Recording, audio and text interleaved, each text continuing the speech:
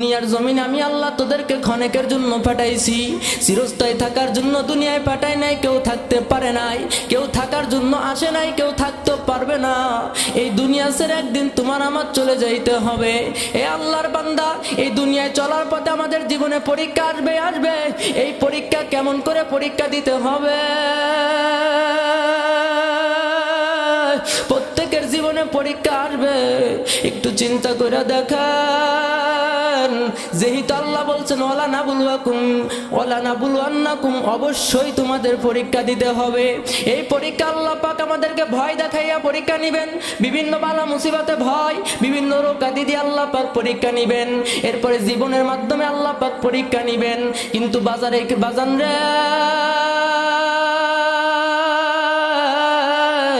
এই পরীক্ষার ভিতর তোমার ধৈর্য হারাইলে হবে না। ওয়াবাশশিরিস সাবিরিন, তোমার এই ধৈর্যের মাধ্যমে তোমার এই পরীক্ষায় উত্তীর্ণ হইতে হবে। যে যত বড়, তার জীবনে পরীক্ষাও তত বড়। নবীদের জামানায় নবীদের জন্য পরীক্ষা ভিন্ন, তাদের পরীক্ষা বড় বড়। কারণ আল্লাহ পাক রব্বুল আলামিন নবীদেরকে পরীক্ষা করছেন, আমাদেরকেও করবেন। আমরা যে তারে বিশ্বাস করছি, যে তারপরে ঈমান আনছি, এর প্রমাণ কি? আল্লাহ কয় তুই যে ঈমানদার দাবি করো, এটা হাসানা মিছা, এটা আমি পরীক্ষা করবই করব। ও বান্দা, এই পরীক্ষা করব, আর এই পরীক্ষায় তোর উত্তীর্ণ হইতে হবে, পাশ করতে হবে ধৈর্যের মাধ্যমে। আর এই বিপদে পড়লে দুনিয়ার কোনো মানুষের কাছে সাহায্য চাইলে তুই সাহায্য পাবি না। তুই সাগরে বৈশা বিপদে পড়বি, তুই বিভিন্ন জায়গায় বিপদে পড়বি। তুই তোর মারে ডাকলে পাবি না, তুই তোর বাবারে ডাকলে পাবি না, তুই তোর বিবিরে ডাকলে পাবি না, তুই তোর প্রেমিকারে ডাকলে পাবি না। তুই তখন আমি আল্লাহকে আল্লাহ আল্লাহ বলে ডাকবি। বান্দা কেমন করে ডাকবি তা আমি কালামে পাকের ভিতর বলছি। ইয়া আইয়ুহাল্লাযীনা আমানুস্তাঈনু বিস-সাবরি ওয়াস-সালাত ইন্নাল্লাহা মা'আস সাবিরিন। আল্লাহ পাক বলে, রে আমার বান্দা বান্দি, তোমরা নামাজের মাধ্যমে আমি আল্লাহকে ডাকো, সালাতের মাধ্যমে আমি আল্লাহকে ডাকো। এই নামাজের মাধ্যমে আমি আল্লাহর কাছে সাহায্য চাও। ও বান্দা, আর হইল ধৈর্যের মাধ্যমে আমি আল্লাহর কাছে সাহায্য চাও। যদি সাহায্য চাইতে পারো, আমি আল্লাহ অবশ্যই তোমাকে সাহায্য করব। কারণ আমি আল্লাহ বিপদের মুহূর্তে তোমার বন্ধু হয়ে যাব। ইন্নাল্লাহা মা'আস সাবিরিন, আমি সাবিরিনের বন্ধু হয়ে যাই। এ আল্লাহর বান্দারা, আল্লাহ যদি তোমার আমার বন্ধু হয়ে যায়, দুনিয়ার কে বেজার হইল, কে কি হইল, এটা আমার দেখার দরকার নাই। ওর এই দাড়ি রাখলে নবী খুশি হবে, আল্লাহ খুশি হবে। আর তোমার এই দাড়ি রাখলে তোমার বউ বেজার হবে, তোমার প্রেমিকা বেজার হবে, তোমার দুনিয়ার চাকরি বেজার হবে। কিন্তু এই আল্লাহর বান্দার এখানে ধৈর্য। আমার বাবাই বেজার হয় হোক, আমার বউ বেজার হয় হোক, আমার প্রেমিকা বেজার হয় হোক, আমার চাকরি বেজার হয় হোক, কিন্তু আল্লাহ এবং রাসূলকে আমি বেজার করতে পারবো না। এই ধৈর্য ধারণ করা লাগবে। আর তুমি এই ধৈর্য ধারণ করো। আল্লাহ কয় ইন্নাল্লাহা মা'আস সাবিরিন, আমি আল্লাহ তোর বন্ধু হয়ে যাব। এ আল্লাহর বান্দারা, আর একটা ধৈর্য হলো গুনার বেলায় ধৈর্য। এবার বলবেন হুজুর, গুনার বেলায় ধৈর্য কেমন? গুনার বেলায় কেমনে ধৈর্য ধারণ করে? এ আল্লাহর বান্দা, ভালো করে বোঝেন। একটা যুবক রাস্তা দিয়ে চলে আর ইফটিজিং করে। এখন ওই যুবকটা ওর বাবার সঙ্গে চলতেছে, ওকে বাবার সঙ্গে ইফটিজিং করতে পারবে? কথা কয় না গো। কেন পারবে না? কথা কয় না।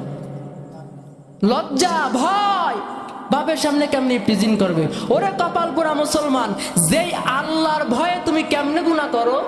তুমি আল্লাহ তোমাকে দেখে, আল্লাহ কয় ওয়ানাহনু আকরাবু মিন হাবলিল ওয়ারিদ। ও বান্দা, তোর শাহরগের থেকে আমি আল্লাহ তোর নিকটে। তা আল্লাহ আমার এত নিকটে, দুই কাঁধে দুজন ফেরেশতা আছে, কিরামান কাতিবিন, এরা দেখছে। তোমার বাবার সামনে তুমি ইফটিজিং করতে লজ্জা পাও, ভয় পাও। ওরে কপাল পোড়া মুসলমান, আল্লাহ দেখতেছে তুমি আল্লাহর সামনে একটা অবৈধ মেয়ের সঙ্গে কেমনে কথা বলছো। কথা কয় না। আপনারা কথা বলতে পারেন না? জোরে বলেন। একটা মেয়ের হাত ধরা ধরা ঘুরতেছে, তাহলে তোমার লজ্জা কই? তুমি আল্লাহকে কেমন ভয় করো? আল্লাহকে যদি ভয় করতা এই জন্য এই ভয়ের নাম হলো ইয়াত্তাকুল্লাহ। এই ভয় করতে হবে, এই ভয় দিলের ভিতর ঢুকাইতে হবে। তখন ওই ভয়ের মাধ্যমে তোমার সবর করতে হবে, ধৈর্য ধারণ করতে হবে। আমি এই গুনাহ করতে পারবো না, কেউ না দেখলেও তো আমার আল্লাহ দেখে কি দেখে না? জোরে বলেন, দেখে কি দেখে না? দুনিয়ার কেউ দেখে না, কে দেখে? আরো জোরে বলেন, কে দেখে? দুনিয়ার কেউ দেখে না, আল্লাহ দেখে। ও বান্দা, বাপের সামনে তুমি গুনাহ করতে পারো না, বাপের সামনে একটা অবৈধ মেয়ের হাত ধরে ঘুরতে পারো না। আর তোমার আহকামুল হাকিমিন, তোমার রব্বুল আলামিন তোমাকে বানাইলো, যেই মাওলা কয় বান্দারে আমি আল্লাহ তোর শাহরগের থেকে নিকটে, তাহলে তুমি কেমনে ওই আল্লাহর সঙ্গে কেমনে তুমি গুনাহ করো, কেমনে মিথ্যা বলো, কেমনে চাঁদাবাজি করো, কেমনে দুর্নীতি করো, এ আল্লাহর বান্দা কেমনে মানুষ খুন করো? দুনিয়ার কোন মানুষ দেখে না, আমার আল্লাহ তো দেখে। বান্দা, যখন তুমি গুনাহ থেকে ফিরবা আর ধৈর্য ধারণ করবা, আল্লাহ তখন তোমার বন্ধু হয়ে যাবে। আর এই গুনাহ থেকে যখন নিজেকে হেফাজত করবা, আল্লাহ পাক তোমার তামাম জিন্দেগির গুনাহ মাফ করে দিবে। আল্লাহর পয়গম্বর একটা কথা, একটা কিস্সা বয়ান করেছেন, একটা ঘটনা আল্লাহর পয়গম্বর হাদিস শরীফের ভিতর বলছেন। বনি ইসরায়েলের জামানায় কিতিল নামক এক জালেম ছিল। কিতিল, এই কিতিল নামক জালেমের স্বভাব বড় খারাপ ছিল। উনার জামানায় এক মহিলা, বাচ্চাগুলো কান্না করতেছে ক্ষুধার জ্বালায়। মহিলা কিতিল নামক বড় লোকের কাছে গিয়া ডাক দেয়, কয় কিতিল, আমাকে কিছু সাহায্য করো, কিছু টাকা দাও, ধার দাও, আমি আবার দিয়া দিব। কিতিল ডাক দিয়া কয়, আমি তোমাকে টাকা দিতে পারবো না, তবে পারবো যদি সুদ দিতে পারো। কি আমাদের সমাজে সুদ আছে? হ্যাঁ, কেমন আছে? এই সুদ যদি দিতে পারো তাহলে আমি তোমাকে টাকা দিতে পারবো। আমাদের জামানায় এমনও লোক আছে, ধার চাইলে ধার দিবে না, গিয়ে যদি কোন চাচা কিছু টাকা সুদে দেন আপনাকে মাসে মাসে দিয়ে দেবে, গাড়িতে বের করে দিবে, কিন্তু টাকা ধার দেবে না। আর আরেক দল কপাল পুরো আছে, ধার নিবে কিন্তু পাওনাদারকে উল্টে গালি দেবে, আছে না? এই কিতিল নামক জালেম ডাক দিয়া কয়, আমি তোমাকে দিতে পারবো না। মহিলা কয়, আমার বাচ্চাগুলো তো মারা যাবে ক্ষুধার যন্ত্রণায়। এবার কিতিল নামক জালেম তাকে দেখে,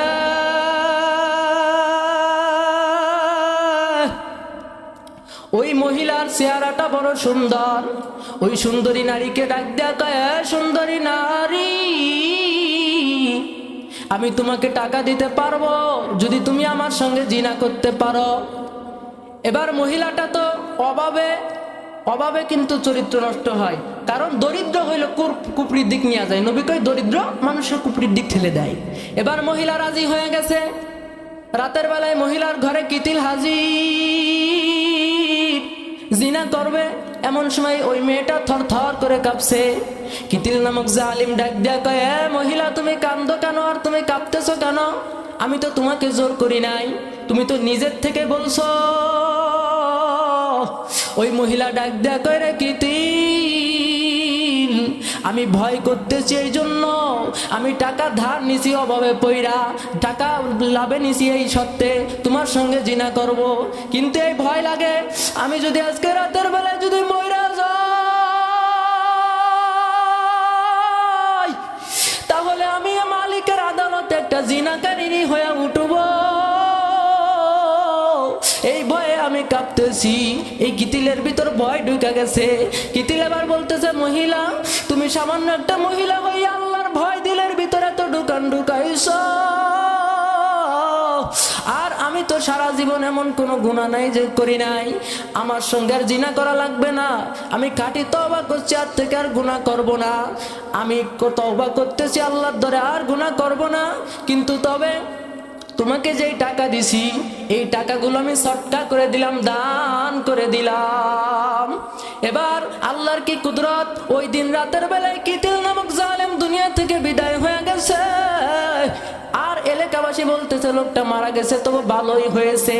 দেখবেন আমাদের সমাজে এমন লোক আছে, এত বড় খারাপের খারাপ, মরে গেলে প্রতিবেশী খুশি হয়, কই মারা গেছে তবে ভালোই হয়েছে।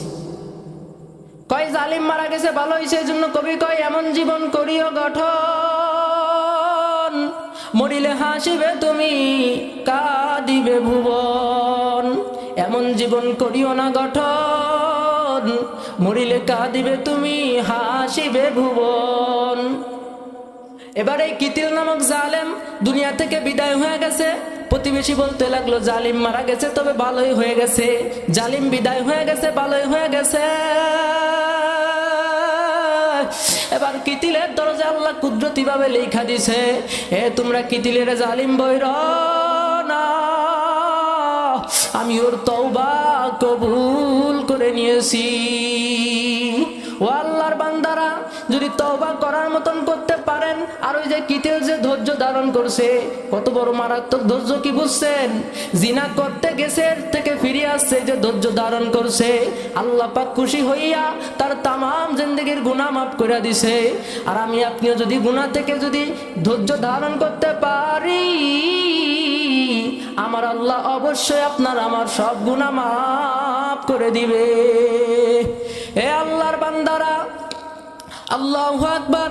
এই জন্য ধৈর্য ধারণ করতে হবে, কারণ আমরা সবাই কিন্তু মৃত্যুবরণ করতে হবে, সবাই কিন্তু দুনিয়া থেকে বিদায় হইতে হবে, কেউ দুনিয়ায় থাকতে পারবে না, এই দুনিয়া ছেড়ে চলে যাইতে হবে।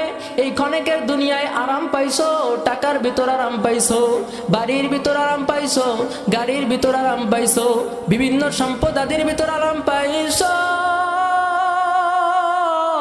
আল্লাহকে হারামের ভিতর আরাম তালাশ করিস না, তাহলে কিন্তু কিয়ামতের ময়দানে তুমি বড় ধরা খায়া যাবা।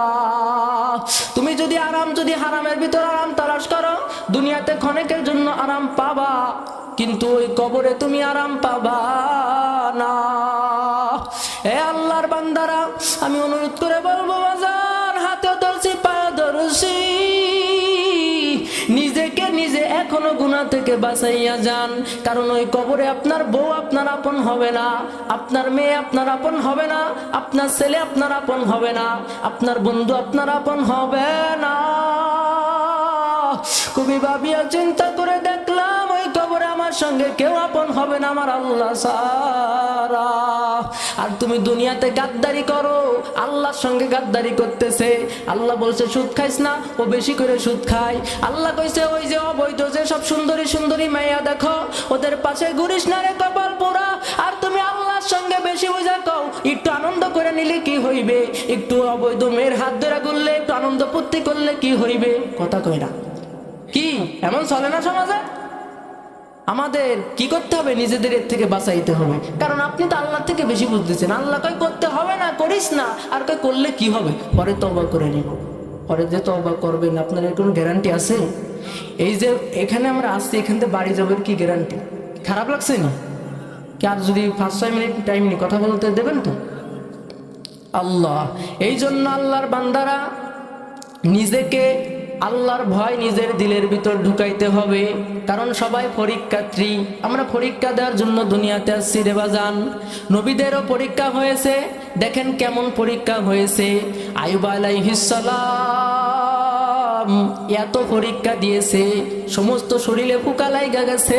আইয়ুব আলাইহিস সালাম আল্লাহকে ভুলছিল, হ্যাঁ, বাদশাহী চলে গেছিল না, জানেন না ঘটনা? বাদশাহী চলে গেছে, ক্ষমতা চলে গেছে, বউ চলে গেছে, কিচ্ছু নাই, খালি একমাত্র রহিমা আছে। কিন্তু বাড়ির থেকে তারা দিছে, এলাকা থেকে তারা দিছে, এরপরও আল্লাহকে ভুলে নাই। আল্লাহ পাক আইয়ুব আলাইহিস সালামের ধৈর্য, এই ধৈর্যর পরীক্ষায় উত্তীর্ণ হওয়ার পর আল্লাহ পাক তাকে আবার সব ফিরিয়ে দিছে। আল্লাহর পয়গম্বর ইব্রাহিম আলাইহিস সালাম, পয়গম্বর ইব্রাহিম আলাইহিস সালামের পরীক্ষাটা কেমন বাজান একটু খেয়াল করে শোনেন। আল্লাহর পয়গম্বর ইব্রাহিমকে যখন আগুনের ভিতর ফেলানো হইল, ধৈর্য ধারণ করছে, আল্লাহ পাক এই ধৈর্যর ফল দিয়ে দিয়েছেন। এমনকি বুড়ো বয়সে একটা সন্তান হয়েছিল, যার নাম ইসমাইল।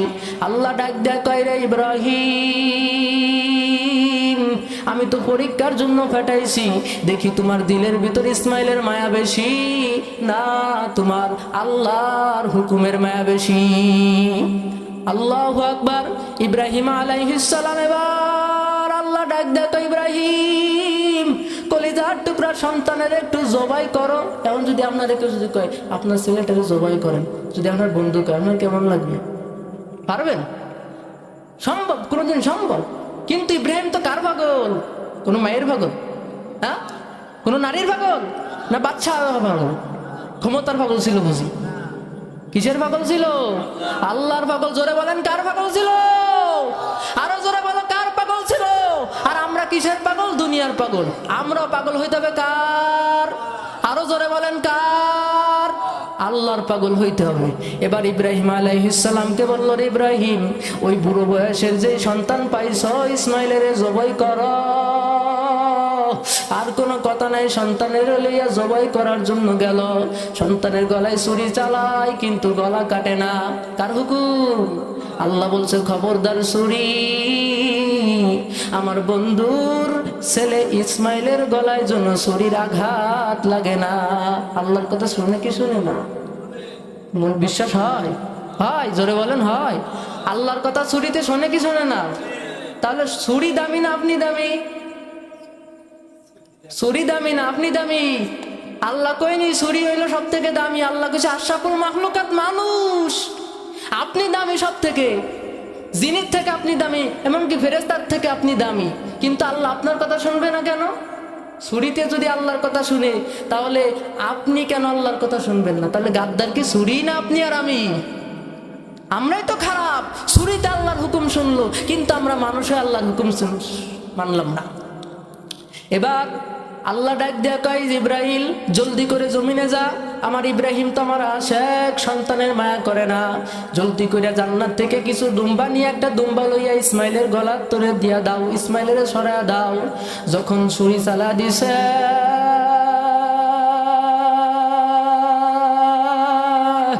আল্লাহু আকবার, সঙ্গে সঙ্গে রক্ত বের হয়ে গেছে।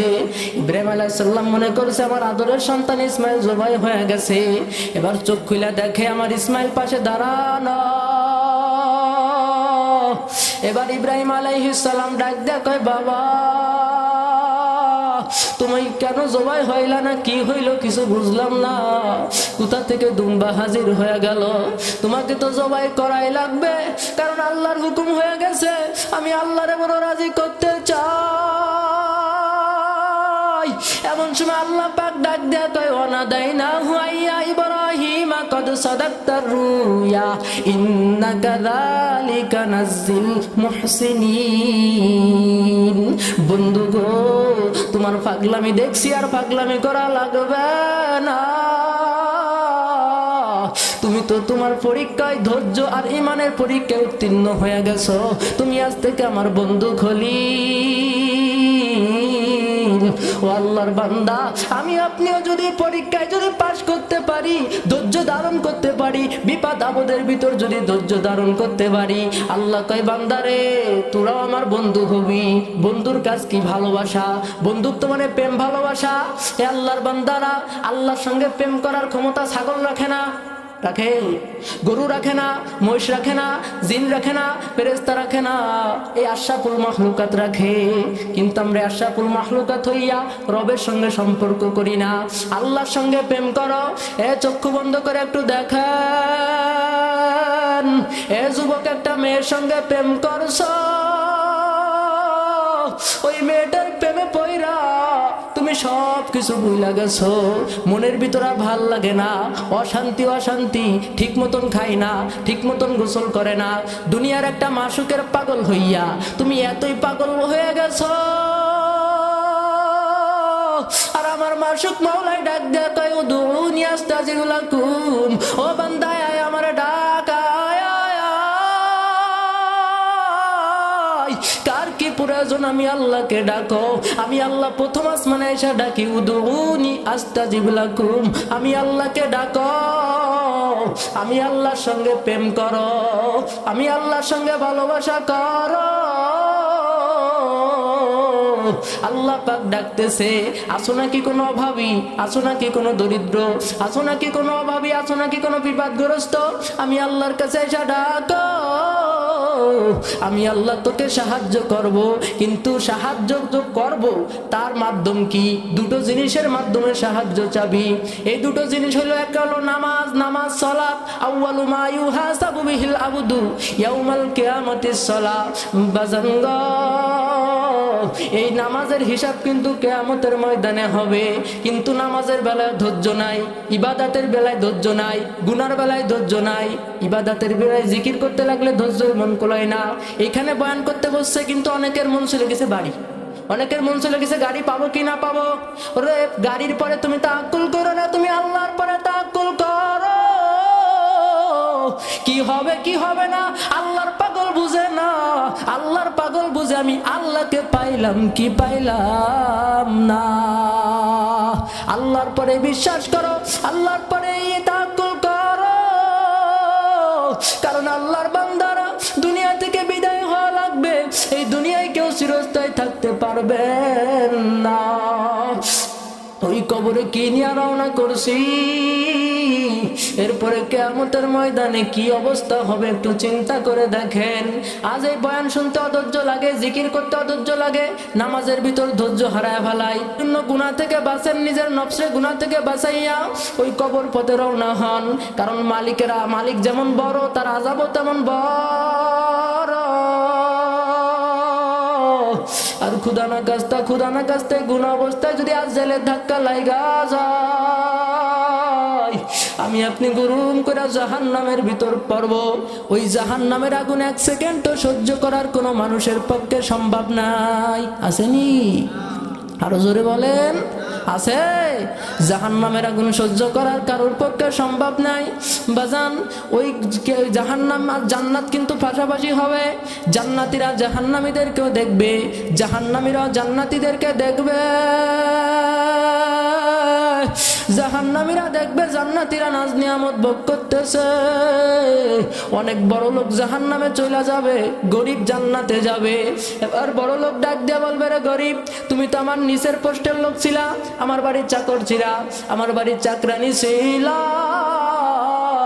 তুমি তো আজ দেখছি কত কষ্ট করে দুনিয়াতে মালিকের হুকুম মানছো, বউটারে পদ্মায় চলাইছো, মেয়েটারে পদ্মায় চলাইছো, হালাল রিজিক গ্রহণ করছো, কত কষ্ট কইরা তুমি আল্লাহর হুকুম মানছো।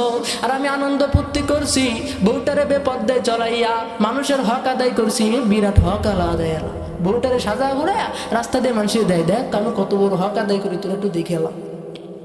বিয়াকুব কতকার। আল্লাহু আকবার। এ আল্লাহর বান্দা এবার ওই বড় লোক ডাক দিয়ে বলবে, গরিব, তুমি তো দেখছি তুমি তো আজ মালিকের নাজ নিয়ামত ভোগ করতেছো, আর আমি গুনাহ করতে করতে জাহান্নামে জ্বলতে জ্বলতে জ্বলতে জ্বলতে আমার কলিজাটা ছাই ছাই হয়ে গেছে। আমাকে একটু জান্নাতের নাজ নিয়ামত দাও, একটু পানি দাও। তখন ওই গরিব ডাক দিয়ে বলবে, তুমি কি জানো না আমার আল্লাহ বলছে জাহান্নামীদের জন্য জান্নাতি খাবার হারাম। ওদিকে পানির পিপাসায় কলিজাটা খান খান খান খান হয়ে যাবে। একটু চক্ষু বন্ধ করে চিন্তা করে দেখেন কি অবস্থা হবে রে বাজান। পানির পিপাসায় কলিজাটা খান খান হয়ে যাবে, আর পানি পানি পানি বলে চিৎকার মারতে থাকবে। আল্লাহু আকবার। এমন সময় আল্লাহ বলবে, রে ফেরেশতারাই না ফরমান বেঈমানকে আমি দুনিয়ার জমিনে কত ঠান্ডা পানি দিয়েছিলাম, একে কত ঠান্ডা পানির ব্যবস্থা করছিলাম, কত নাজ নিয়ামতের ব্যবস্থা করছিলাম। আমি আল্লাহ ওই কত পানির ব্যবস্থা করছি, কত সাগর সৈকতের পানি দিয়েছি, কত বৃষ্টির পানির ব্যবস্থা করছি। এইগুলো পাইয়া এই বদমাশ আমার হুকুম মানে নাই, আমারে বিশ্বাস করে নাই। যদি বিশ্বাস করতো আমার হুকুম অমান্য করতে পারতো না। এখন আমি মাওলাই কেমন, ওকে একটু বুঝায়া দে, ওকে আমি আর ঠান্ডা পানি দেব না, ওকে একটু গরম পানি দাও। যখন ফেরেশতারা গরম পানির পেয়ালা আনবে রে বাবা, ওই গরম পানি যখন মুখের কাছে ধরবে খাওয়ার জন্য, মুখের গোস্তগুলো গলে গলে খসে খসে ঝুপ ঝুপ করিয়া গ্যাসের ভিতর ভরবে। আল্লাহু আকবার। পানির পিপাসার তাড়নায় ওই পানিগুলো যেই ঢক ঢক ঢক ঢক করে গিলিয়ে ফেলবে, তখন পেটের নাড়িগুলো গলে গলে গলে গলে পায়খানার রাস্তা দিয়া ঝুপ ঝুপ ঝুপ ঝুপ করিয়া বইরা যাবে। আল্লাহ, কিন্তু মরণও হবে না, কারণ জাহান্নামে আর মরণ নাই, মরণ তো একবার। ওই জাহান্নামের আগুনে জ্বলতে জ্বলতে কি যে উপায় হবে।